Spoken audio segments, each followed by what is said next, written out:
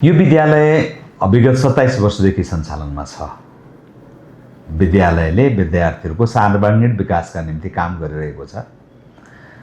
विद्यार्थीहरूलाई ज्ञान मात्रै होइन, उनीहरूको सिप र संस्कारलाई पनि साथै जोडेर लानुपर्छ भन्ने मूल ध्येय छ।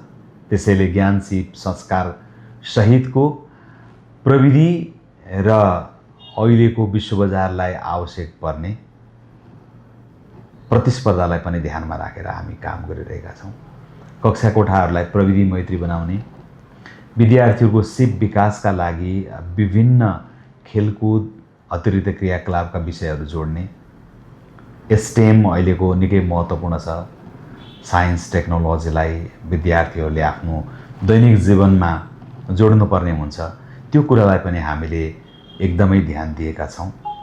बालबालिकाहरूको सर्वाङ्गीण विकास नै यस विद्यालयको पहिलो ध्येय हो।